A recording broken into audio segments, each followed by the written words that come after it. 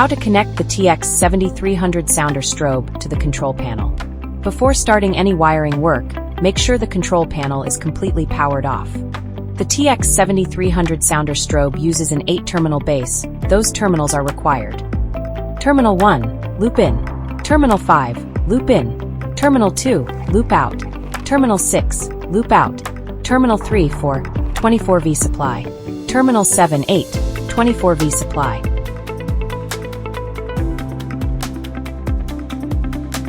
Connect the incoming loop cable from the control panel to terminals 1 and 5. Then connect the outgoing loop to the next device using terminals 2 and 6. And connect 24V power supply to terminals 3 and 7. In this configuration, the Sounder Strobe receives control signals directly from the loop and operation power from 24V power supply. Once wired, use your Fire System Programmer to assign the sounder a unique address between 1 and 254. This ensures the panel can identify and control the device individually. Then mount the Sounder Strobe and twist it to lock into place. Once installed, power up the control panel. The sounder should now appear on the loop with a normal status.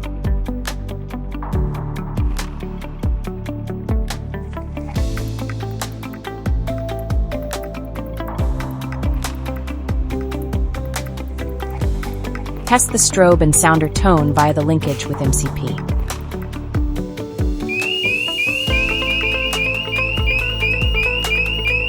Pressing Sliant button can mute the sound and keep flashing for TX7300 Sounder Strobe. And that's how you install and connect the TX7300 Sounder Strobe to your fire alarm system.